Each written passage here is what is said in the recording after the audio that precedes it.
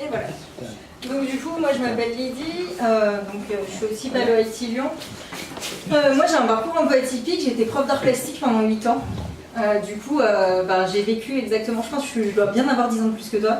Du coup, moi je fais partie des pimpins qui ont appris à faire du nu, qui ont appris à faire de la peinture à l'huile. Puis un jour, qui ont vu arriver des mecs qui ne savaient pas tenir un crayon, qui étaient assis derrière un PC, qui avaient Photoshop. Là tu fais, sérieux? Je veux dire, là on m'a gonflé, puis je me suis fait 30 heures de nu chaque année avec des mecs qui venaient, qui effaçaient tout pour que toi en 5 minutes tu arrives à faire la même chose. Du coup, au début ça m'a gonflé, et après je me suis dit, bon bah, après les études d'art, je suis passée en finance, en statistique. Radical, hop là. Et du coup, je suis passée. En fait, ce qui m'intéressait dans mon parcours créatif, je sais pas si je suis quelqu'un de particulièrement créatif, mais en tout cas, moi, c'est les autres. Et je suis venue aux Beaux-Arts parce que voilà, je dessinais des portraits, et je suis venue au STAT parce que ça me permettait d'étudier des comportements. Du coup, j'ai une vision hyper rationnelle des arts. Et voilà, le côté intuitif, le côté romantique, en vrai, c'est une période assez courte dans l'histoire de l'art. Quand on pense aux grands génies créatifs, on va penser à des personnes qui vont être plutôt des gens comme De Vinci. De Vinci, j'adore en parler, pourquoi? Parce qu'en général, tout le monde me pose la question de est-ce que c'est un garçon ou une fille? Est-ce qu'il y a un masque de grossesse? En fait, il s'en fout, c'était un tableau, c'était une commande. Lui, s'il a travaillé sur la Joconde, quand vous la découvrez au Louvre, vous vous dites, mon Dieu, elle est toute petite cette peinture par rapport à ce qu'on a imaginé. Le cadre est quasiment aussi grand que la peinture. Et ce qui l'intéressait vraiment, c'était ce qu'on a appelé le sfumato derrière. Et en fait, c'est là où le génie de Léonard de Vinci s'est exprimé, c'est-à-dire qu'à l'époque, voilà, lui c'est un créatif génial, il est autant scientifique que peintre, qu'écrivain. Donc on le prend parce que c'est un super cerveau, et peut-être qu'un jour, si on devait modéliser quelqu'un, comme tu le disais, moi j'adorerais discuter avec Léonard de Vinci. Et en fait, ce qui est intéressant, c'est que donc il y a un gros débat en histoire des arts, c'est que d'un côté vous avez donc les historiens de l'art et vous avez les historiens des arts. Il y en a, ils arrivent avec un backup beaux-arts, et il y en a qui arrivent avec un backup historien. Et du coup, on ne va pas du tout étudier les œuvres de la même manière. Donc, cette œuvre, elle a été conservée au Louvre. Personne n'a eu le droit de la toucher, ce qui est normal, avant 2010. Et en fait, dans les années 2000, ils ont réussi à avoir un principe qui s'appelle la phosphorescence par rayon X pour étudier le sfumato, parce que De Vinci, c'était quelqu'un de très rigolo, au sens où il faisait partie des artistes qui ne théorisaient pas leur art. Donc il a créé le sfumato et on a mis très longtemps à comprendre comment il avait fait. Aujourd'hui, on ne sait pas vraiment comment c'est fait. Par contre, ce qu'on sait, c'est que c'est des couches, il y a une dizaine de couches de peinture qui font entre 1 et 3 microns, ce qui est ridiculement fin pour de la peinture à l'huile qui est très épaisse. Et c'est surtout qu'il y a une difficulté du sécatif. Et en fait, son objectif à l'époque, c'était de travailler ce qu'on appelle la perspective. Parce que la perspective flamande arrivait, que les Italiens étaient un peu en conflit avec la perspective flamande. Et donc le portrait, c'est pas ce sur quoi il a passé le plus de temps, parce qu'on sait qu'il a peint à peu près pendant 3 ans, vraiment de manière active sur cette peinture-là. Mais ce qui l'intéressait, c'était d'arriver à démontrer le sfumato, parce que c'est ce qu'il avait découvert avec ses principes de théorie de la caméra obscure. La caméra obscure, en fait, c'est ce qui a permis, c'est l'ancêtre, le papy de l'appareil photo, ce qui permettait de projeter une image. Et en fait, pour les artistes, elle était à l'envers, mais au moins ils pouvaient reprendre des proportions, elle était en 2D. Donc c'était comme ça, alors il y en avait des très grosses, mais c'était des plus petites boîtes. Et du coup, ça permettait de reproduire pas mal de choses et d'avoir cette vision-là, et de travailler une nouvelle vision de la perspective. Et donc ce qui est intéressant, c'est qu'aujourd'hui, on ne sait pas si ce tableau il a été peint au doigt ou au pinceau, parce que quand on a fait les recherches, on ne sait pas quel sécatif il a utilisé, et pour avoir un sfumato parfait, il ne faut pas avoir de contour, donc il ne faut pas avoir de taches de pinceau. Et on pense qu'il a utilisé naturellement le gras du doigt pour arriver à avoir un liant et une finesse dans chacune de ces couches. Mais voilà, c'est des théories, il y en a plein. La Joconde, je pense que dans 10 ans, on aura des nouveaux outils. Ça fera comme dans certains bâtiments en Italie, on redécouvrira des choses sur la peinture de Vinci et on n'en saura pas forcément plus. Mais ce qui est intéressant, c'est ce qu'on sait, c'est que son objectif, c'était d'arriver à, pas de reproduire un portrait, mais le génie créatif était vraiment sur une petite partie du tableau finalement, qu'il a appliqué sur plein d'autres tableaux après. Et du coup, ce que j'aime bien dans la définition que Flavien donnait à la peinture, c'est cette notion d'adapter. Et cette notion d'adapter, finalement, c'est ce que tu disais en art. La créativité comme adaptation, on a beaucoup plus de liberté. Parce que finalement, la différence entre une IA qui va projeter des choses, c'est qu'en art, on va pouvoir projeter un concept, ou sur une toile, ou dans une installation. Et donc, je ne sais pas s'il y en a qui connaissent Marcel Duchamp. Il est connu parce qu'il a installé un urinoir qui s'est appelé La Fontaine, qui a été mis de côté. Mais aussi, il est le père de pas mal de mouvements avec Brecht, et de recherche. Et ce génie créatif est intéressant puisque c'est pareil, en fait, finalement, souvent les artistes, ceux qu'on considère comme des génies qui ont réussi à théoriser des mouvements et des avancées artistiques, ils avaient une connaissance scientifique. Donc, contrairement à l'humain qui va se dire « Oh mon Dieu, l'IA, ça me fait peur », en fait, finalement, dans le côté artistique, on s'est toujours dit « Ah bah, il y a un nouveau médium, la photographie, on va faire de la photo. Ah bah, il y a un nouveau truc, la caméra obscure, ça va nous servir à faire des choses. La chronophotographie, donc dans ce cas-là, va nous permettre de décomposer des mouvements et du coup d'imaginer une nouvelle manière de représenter le corps et de le mettre complètement en scène différemment. » Donc, ils sont créatifs parce que ça, c'est vraiment des ruptures. Que ce soit De Vinci, que ce soit Marcel Duchamp, que ce soit Braque, que ce soit Picasso, à un moment donné, ils ont voulu s'appuyer sur les progrès artistiques pour avoir une vision ou politique ou anthropomorphique forte, mais c'est pas que de l'intuition, ou en tout cas l'intuition, si on y réfléchit, elle vient du fait qu'ils arrivaient à lier beaucoup de choses. Et du coup, quand on se penche dessus, pour moi, la créativité, elle va s'appuyer sur différentes opérations mentales, et en particulier sur la pensée divergente, donc c'est ce que tu expliquais. L'avantage de l'art, c'est qu'on n'a pas forcément besoin de faire converger, au sens où il n'y a pas d'objectif marqué derrière. En tout cas, sinon, c'est qu'il y a un mécénat, et dans ce cas-là, on peut travailler sur une partie du tableau. Et ce que je trouve intéressant dans la position donc, de Guilford, c'est un psychologue américain des années 50, qui est arrivé après des psychologues comme Guinet français, et qui a dit, en fait, si le processus créatif, c'est quelque chose de mécanique, on va pouvoir le prouver avec les sciences, et surtout, en fait, tout le monde peut être créatif. Il n'y a pas ce côté, moi je ne suis pas créatif parce que je suis scientifique, ou voilà, c'est globalement, en fait, c'est un processus qu'on va pouvoir entraîner, et du coup qu'on va pouvoir développer chez plein de personnes différentes, et du coup qui ne sont pas le propre de l'artiste mélancolique comme on peut l'imaginer. Du coup, on va se lancer sur les neurosciences, et ce qui est donc mon image de cerveau pour avoir l'intelligence, c'est ça que j'avais dit. Donc ce qui est intéressant, alors ce qui est génial avec les scientifiques, mais c'est un peu comme chez les artistes, c'est pour ça que j'aime étudier les deux matières. Chez les artistes, un coup la Joconde, ça va être un homme ou une femme. Chez les scientifiques, un coup la créativité c'est du cerveau gauche, du cerveau droit, puis après on fait non, en fait, grâce aux IRM, on va arrêter cette dichotomie. Ça ne fonctionne pas vraiment comme ça, et aujourd'hui on va parler de contexte préfrontal qui va intervenir. Pourquoi? Parce qu'il a des liens avec tout ce que vous disiez tout à l'heure. C'est-à-dire avec le concept environnemental, parce qu'il va faire travailler la mémoire, avec les données, les expériences du passé, et aussi avec tout ce qui est l'émotionnel. Donc en fait, toutes ces régions, elles communiquent entre elles, et à partir de là, elles vont s'activer en fonction des besoins dont vous allez avoir, enfin, en fonction de si vous allez déclencher différentes solutions face à des problématiques. Et par contre, ce dont on s'est aperçu, c'est que ils ont fait des, entre guillemets, expériences, mais j'ai pas d'autres mots, parce que c'est pas forcément le bon mot. Ils ont pris des enfants et des adultes, ils ont pris des gens avec des QI supérieurs à 130 et des gens avec des QI inférieurs. Et en fait, ce qu'ils ont vu en activant les choses, c'est que globalement, aujourd'hui, en France, on névrose un petit peu les gens, parce qu'on a tendance à attendre une solution dès l'enseignement. Donc globalement, on favorise pas du tout la pensée divergente.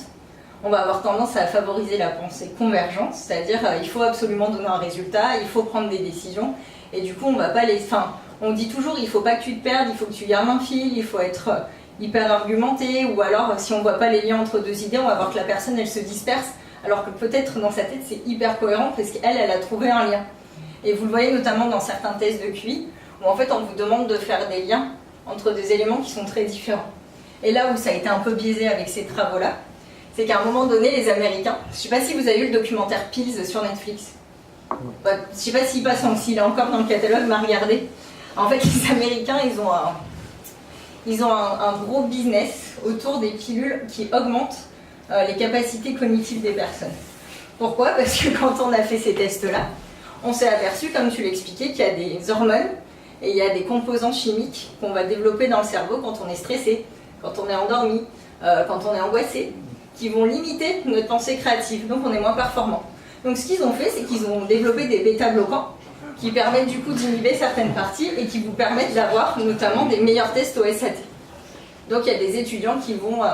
Alors, aujourd'hui on n'arrive pas à vraiment prouver si ça fait de l'effet ou pas, parce qu'il y a une notion d'effet placebo, ils ont aussi distribué des placebos, mais globalement on sait que quelqu'un qui peut être perçu comme non créatif à certains moments, c'est aussi parce qu'il est inhibé et que du coup on ne peut pas juger les performances d'un cerveau ou d'un créatif sur un élément, que c'est vraiment un entraînement, et c'est là où c'est intéressant.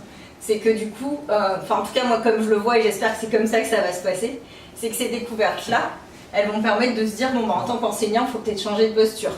On va arrêter de dire, oui, t'as trouvé la bonne solution, mais t'es pas passé par mon chemin, du coup ça marche pas.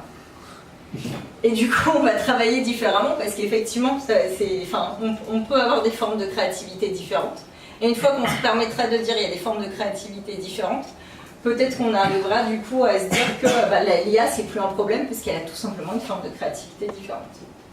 Cette image je l'aime beaucoup parce que du coup, là où ils ont été beaucoup plus loin, certains neuroscientifiques, c'est de se dire que si on allait voir les personnes qui sont considérées comme déficientes ou anormales, donc ils ont pris des personnes qui avaient des lésions dans le cortex préfrontal, donc dont on est sûr que c'est celui qui intervient dans le processus créatif parce qu'il est capable de faire des liens avec tous les autres, et ils leur ont fait passer donc un test de pensée divergente, c'est-à-dire qu'ils leur donnent une ligne, et à partir de ça, il faut faire un maximum de dessins. Alors je suis désolée, il n'est pas très très beau, c'est hyper pixelisé, mais en gros en 2013, il y a 2 équipes qui ont démontré que ce qu'on appelle l'hypofrontalité, donc c'est-à-dire les gens qui sont un peu moins actifs au niveau du cortex préfrontal suite à une maladie ou suite à une lésion, ils pouvaient être quand même très créatifs. Et du coup, ça pose la question de ce formatage et de ce qu'on va considérer en tant que neuroscientifique ou même psychologue comme normal ou anormal.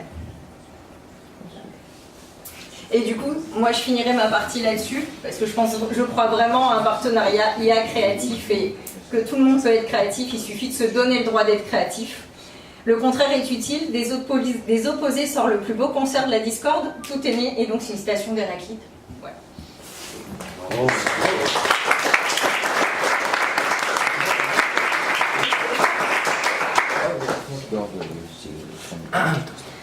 Du coup, créativité et code. Alors déjà, je vais faire juste un petit peu de contexte autour de ça. Là, je vais parler que des réseaux de neurones. Intelligence artificielle, c'est ultra large. Là, les réseaux de neurones, c'est pour faire une partie logique entre les neurosciences, donc l'humain, et la machine. Et c'est aussi pas si complexe que ça à comprendre. Je vais essayer de vulgariser ça. Si vous êtes perdu, posez des questions, je ferai ça au mieux. Autre chose à prendre en compte, c'est voilà, je ne suis pas un immense expert des réseaux de neurones, donc je fais les raccourcis. Voilà. Donc voilà, ça c'est un réseau de neurones. Ouais, cool, il y a quelqu'un qui a rigolé, c'était le but. Donc on dit réseau de neurones artificiel, tout simplement parce que c'est une machine avec plein de points d'un côté, reliés de l'autre côté. Donc ça date des années 50, parce qu'en fait le réseau de neurones qui est sur voilà, tous les buzzwords de tous les côtés, l'IA va prendre le contrôle, le réseau de neurones est plus puissant, il a été théorisé dans les années 50. Donc on a mis du temps à avoir peur, c'est pas très grave, mais voilà, donc c'est très vieux en fait. Donc voilà, ça c'est un réseau de neurones. Donc c'est ça qui va prendre votre boulot dans le futur, commencer à avoir peur. Voilà, on va faire très simple. Le réseau de neurones, qu'est-ce qu'il fait? Donc il a des entrées. Imaginons là, ça c'est un œil, ça c'est l'œil gauche, ça c'est l'œil droit, ça c'est le nez, et là on va avoir la bouche, etc. Par rapport à ces entrées-là, il va mettre un poids. Par exemple, il va dire, pour que moi j'arrive à détecter que c'est un humain, là il faut absolument qu'il ait un œil gauche, il faut absolument qu'il ait un œil droit, il faut absolument qu'il ait un nez, etc. Donc en fait ce qu'on va faire c'est, est-ce qu'on a découvert tout ça? On fait la somme de tout ça, et si ça arrive à 1, et ben là on a un visage. C'est assez simple, mais c'est vraiment comme ça que ça marche dessous. Après bien sûr il y a beaucoup plus complexe, donc ça c'est ce qu'on appelle un perceptron. Là je vais vous expliquer comment on différencie perceptron, réseau de neurones et deep learning. Du coup comment on arrive à un réseau de neurones? En fait on met plusieurs couches. Donc là c'est pour avoir des modèles plus complexes. Ça va être... voilà, le visage, en fait on veut trouver tout le corps, donc on va passer ça à travers plusieurs rayons. Par exemple il va dire, moi j'ai découvert l'œil gauche et j'ai découvert l'œil droit. Lui du coup il va dire, en fait si tu as découvert l'œil gauche, l'œil droit et qu'ils sont placés à telle distance, c'est peut-être le regard que tu as trouvé. Et du coup quand on somme tout ça, on arrive à trouver d'autres propriétés. Mais voilà, en fait ce qu'on appelle un réseau de neurones, c'est juste plusieurs perceptrons, donc plusieurs couches. Et c'est là souvent que les gens vont se dire, ça marche comme le cerveau. J'ai envie de dire oui et non, parce que déjà c'est assez limité, comme vous pouvez le voir, c'est uniquement en 2D. Lui n'est pas directement relié à lui, alors que nous, notre cerveau, quand on imagine un neurone, en fait il a des milliards de synapses, donc il est connecté à des milliards de neurones tout le temps. Et c'est là qu'il y a un peu la force, donc la créativité de l'humain, c'est que nous, on parallélise bien plus que n'importe quelle machine. Ça on s'en rend pas compte, mais en fait on parallélise plus. Typiquement, Garry Kasparov qui joue aux échecs, il peut aussi s'habiller. L'IA qui a battu Garry Kasparov aux échecs, elle risque pas de s'habiller. Voilà, je vais passer à la suite. Donc là, je vais vous parler du deep learning. Donc en fait, le deep learning, bah, c'est vraiment beaucoup de couches, quoi. Là, on sent qu'ils ont craqué, les mecs. Ils se sont enflammés, ils se sont dit attends, j'arrive à détecter et c'est un visage avec une couche, imagine si j'en mets 200. Non, plus sérieusement, et c'est là aussi où il faut réfléchir à la problématique de l'humain et de la créativité de l'humain. Les gars qui ont fait ce modèle-là n'ont pas du tout craqué. Chaque partie, chaque cellule, chaque couche, comme nous on les appelle, a vraiment été réfléchie et développée dans un but très précis. C'est-à-dire que moi, là, ça va pas particulièrement me parler. Après, tous les papiers de recherche sont accessibles, donc ça s'appelle le Inception, le troisième Inception pour être exact. Mais vous pouvez les trouver, lire les papiers de recherche, ceux que ça intéresse, et vous pouvez vraiment avoir une idée de pourquoi il y a ce type-là, ce type-là, ce type-là. Et c'est là où on voit qu'en fait, avant d'arriver à quelque chose de général, de global, de créatif, il va falloir une grande quantité d'apprentissage pour arrêter en fait que l'humain ait une telle influence dans chaque partie. Parce que ça, en fait, c'est l'humain qui l'a défini. Le réseau de neurones, tout ce qu'il a fait, c'est changer les poids, donc ce que je vous expliquais tout à l'heure, par rapport à ça. Mais ça reste l'humain qui a intervenu. Une autre partie importante de cette slide, c'est que là, on est dans l'interpolation. Donc c'est là où je vais répondre à la partie est-ce que la machine est créative? Oui mais non. En fait, il y a 3 types de créativité. Ça, c'est pas moi, c'est le créateur de DeepMind, Demis Hassabis, qui en parle au moins aussi bien que moi, non, beaucoup mieux bien sûr. Donc il y a l'interpolation, c'est la première partie. L'interpolation, c'est de dire, ce réseau-là, si je lui montre 100 chats, si j'amène une 101e photo de chat, il va me dire, ça c'est un chat. Parce qu'en fait, dans son esprit, à lui, si on peut considérer que c'est un esprit, il a tout cet espace où c'est des chats. Donc si là il y a un point, c'est un chat, il va se dire, bah c'est un chat vu qu'il est au milieu des chats. Donc il l'interpole par rapport à des données que je lui donne, il va trouver des données au milieu et il considérer que c'est un chat. Ensuite, on a l'extrapolation. Donc là, j'ai une super intro de Flavien. Donc sur AlphaGo. Donc AlphaGo, c'est un système un petit peu spécifique, tout simplement parce que c'est pas un réseau de neurones, mais c'est pour ça que je vous ai pas mis le graphique, c'est que c'est plus complexe que ça. C'est 3 réseaux de neurones entraînés de manière différente et qui ont chacun leur utilité. Pour faire très simple, l'idée d'AlphaGo, c'est de dire quand je montre une board, qui gagne? Donc ça, du coup, c'est de répondre à la grande question qu'on ne pouvait pas répondre avant. Donc, qui gagne sur une board de Go à un instant T? Quelque chose qui est quasiment insolvable, puisque effectivement, quand on demande aux grands génies du Go, ils vont vous répondre là, ça a l'air d'être lui. Ouais, mais pourquoi? Je te dis que c'est lui. Donc c'est compliqué. Et la deuxième partie, c'est de dire si je joue ce coup-là, donc le deuxième réseau, est-ce que c'est mieux ou pas? Donc voilà, c'est ces 2 grands réseaux de neurones. Et après, on a encore un troisième qui lui va jouer contre lui-même. C'est la partie apprentissage et qui va devenir meilleur. Là, moi, ce que je vais vous expliquer, c'est pas toute la théorie informatique et mathématique, c'est plutôt l'idée qu'il a extrapolé. Extrapoler, c'est de dire, au début, on lui a montré des coups de grand maître. Après, il s'est entraîné contre lui-même, et là, par rapport à nos données, il n'a pas placé un point au milieu, il a placé un point un peu plus loin. C'est-à-dire que là, il a été créatif, mais il a été créatif dans les limites qu'on lui a données, c'est-à-dire le jeu de Go, mais il a quand même imaginé quelque chose que l'homme n'a jamais imaginé. Donc c'est le fameux coup 37, je ne vais pas trop revenir dessus. Mais effectivement, c'est un coup de maître, depuis il a été théorisé, rethéorisé, etc. Faut savoir qu'en fait, AlphaGo a gagné 4-1. Je suis un petit peu partisan de la théorie du complot sur les grandes entreprises. Du coup, moi je pensais tout simplement que Google, parce qu'en fait Google a gagné 3-0, avait abandonné la 4e partie et gagné la dernière, en gros pour faire plaisir à la Corée. En fait, non, j'ai été mauvaise langue. Il y a le mouvement 78 du 4e match, donc que vous pouvez voir ici. Alors j'ai aucune idée de ce qui se passe, donc je vais juste vous dire ce qui s'est passé pour la machine. Donc la machine, elle a été entraînée pour AlphaGo sur tout un set de grands coups de maître. C'est-à-dire qu'on lui a montré voilà, les 1 million de parties meilleures en Go. Et en fait, ce coup-là, il n'est pas dedans. Du coup, la machine a simplement bugué dans le sens où, de la même manière que Lee Sedol, quand AlphaGo a joué le mouvement 37, et tout le monde s'est demandé pendant 30 minutes qu'est-ce qui se passait, je crois qu'il est vraiment resté 30 minutes autour de la table à se demander ce qui se passait. Et là, AlphaGo, de la même manière, s'est dit je ne comprends pas ce qui se passe parce qu'un humain n'est pas censé jouer ça. L'humain a été créatif. Je vais passer à la suite. Et maintenant, on a le niveau d'extrapolation au-dessus, donc c'est AlphaGo 0. Je crois que tu en as parlé aussi. Voilà, c'est l'idée de dire en 3 jours, AlphaGo a dépassé les capacités. AlphaGo 0 a dépassé AlphaGo. Et après, ça lui a pris un peu de temps pour devenir le meilleur joueur de tous les temps. Donc on considère qu'en 21 jours, il est devenu le plus grand joueur de Go de l'histoire de l'humanité. C'est un peu drôle comme manière de dire. Et voilà, en 40 jours, on en a été certains. C'est une dette. Faut inventer un nouveau mot là. Ouais, mais c'est très court l'idée des robots au final. Hein. On est sur 60 ans. C'est bien. Et après, j'en ai pas parlé là, mais du coup, comme Flavien l'avait introduit, il y a un troisième modèle. En fait, il faut savoir que les alphas, c'est 3 papiers de recherche. Donc il y a AlphaGo, le premier, qui est comment battre le jeu de Go avec un système qui apprend. Le deuxième, AlphaGo 0, qui est comment battre le jeu de Go sans aucune interaction humaine. C'est-à-dire que AlphaGo 0 a juste joué contre lui-même depuis le début. On lui a jamais montré de grands coups de maître. C'est aussi peut-être pour ça qu'il est plus fort, parce que lui, du coup, il n'y a pas de moment où il va se dire tu connais pas ce coup-là. Il y a une troisième qui est vraiment le top de ce qu'on a fait, c'est Alpha 0, qui est en fait une IA qui, si on lui donne des parties de Go, va devenir bien meilleure qu'AlphaGo 0 aux échecs. Mais si on lui montre des parties d'échecs, le même algorithme qui se réentraîne, il va devenir le meilleur joueur d'échecs du monde. Et si on lui montre le shogi, donc le shogi c'est les échecs japonais, c'est des échecs avec des caractères chinois et en plus il y a toute une possibilité de remettre des pièces capturées. Donc voilà, ça change les règles mais ça reste un jeu de plateau.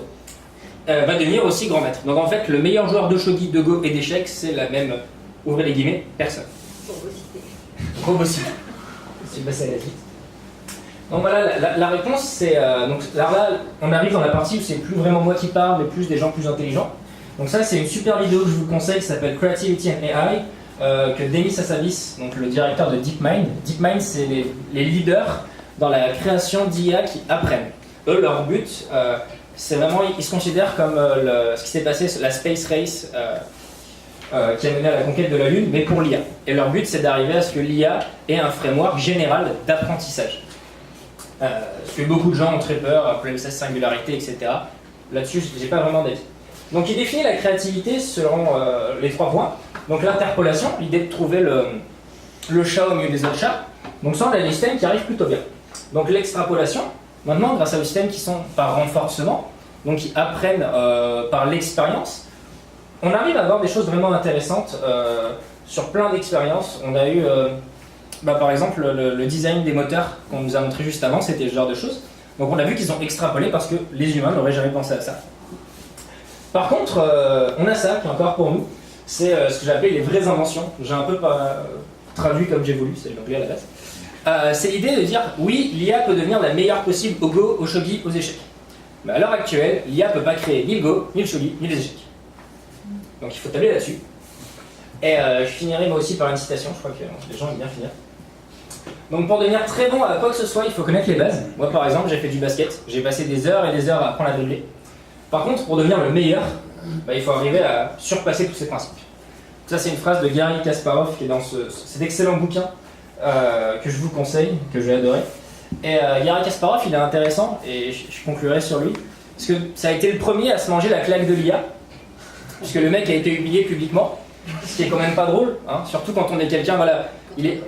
Ouais, mais il est encore considéré comme le plus grand, donc il était au top de sa carrière, et il a été battu par une machine, alors qu'il lui pensait pas. Alors sachant qu'il n'a pas vraiment perdu, il a abandonné à cause de la fatigue. Voilà, il y a tout un débat.